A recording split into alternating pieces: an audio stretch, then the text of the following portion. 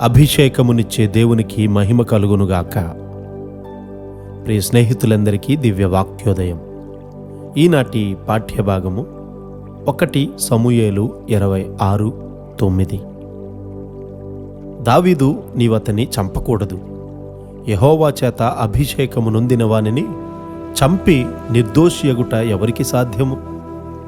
దావీదు గారి జీవితాన్ని వెదుకుచున్న సౌలు గారి కథ ఇది. సౌలులో అసూయాత్మ వచ్చేసింది. ఒకప్పుడు దేవుని ఆత్మతో నింపబడ్డవాడే, కానీ ఇప్పుడు దురాత్మతో పట్టబడినవాడైపోయాడు. ఇప్పుడు అతడు దావీదు గారిని తరుముచూ ఉన్నాడు.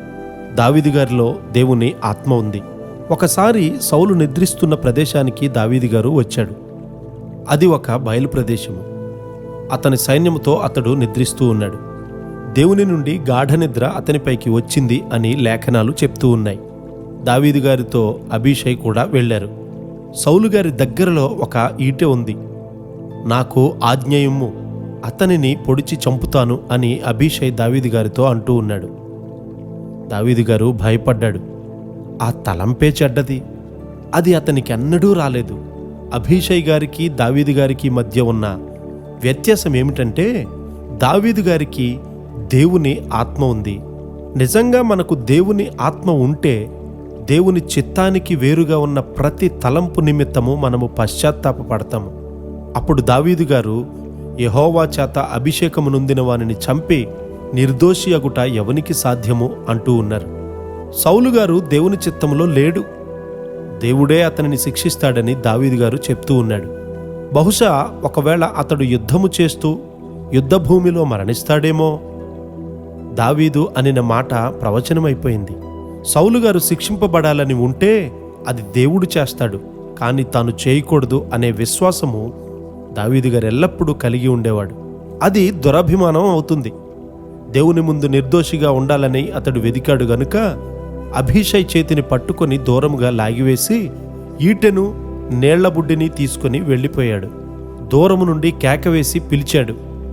అప్పుడు సౌలు లేచి, ఇది నా కుమారుడైన దావీదు స్వరము కాదా అనెను.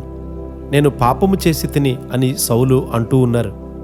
చాలాసార్లు నేను పాపము చేసి తిని అన్నాడు గాని ఎప్పుడూ పశ్చాత్తాపపడలేదు.